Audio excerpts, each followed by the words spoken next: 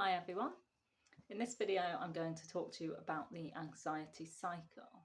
So there's 4 different stages to the anxiety cycle, and it starts with the anxiety provoking situation. So you're in a situation and it's causing you some anxiety, so there's a trigger there to the anxiety, and you start getting those anxiety symptoms. So you start to notice potentially your thoughts are changing, racing thoughts. You might have a racing heart as well, lots of breathing, potentially sweating. You're getting some of those symptoms of anxiety. Now, the second stage of the cycle is avoidance. Okay, so in order to deal with those anxiety symptoms, people might avoid the situation. So this could look like if they were really nervous about doing a presentation or something at work, they would simply not go that day to school, not go to the presentation, or not go to the meeting at work. Other things can be drugs and alcohol. Now, this is avoiding the situation. It's using different things to avoid the situation and numb the feelings that are there.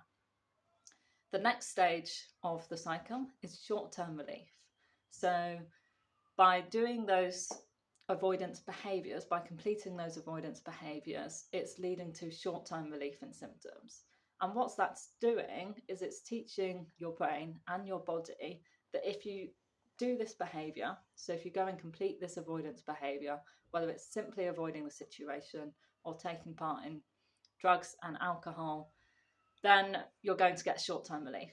So it starts to train your brain that this is the way to deal with anxiety, this is the way to deal with any of these anxiety situations. And then the fourth and final stage of it is long-term anxiety growth. So as a result, you get long-term anxiety growth because you've not dealt with the situation and you haven't been in the situation and you haven't taught yourself, or you haven't learned how to deal with the situation. You haven't learned that it's safe and that it's okay, and that you passed the presentation and it went well, and actually no one laughed at you, nothing horribly bad happened.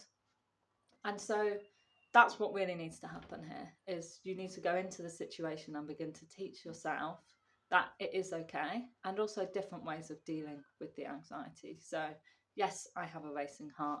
Yes, I have these thoughts. Okay, so how can I start to decrease those? And there's lots of different ways that you can do that.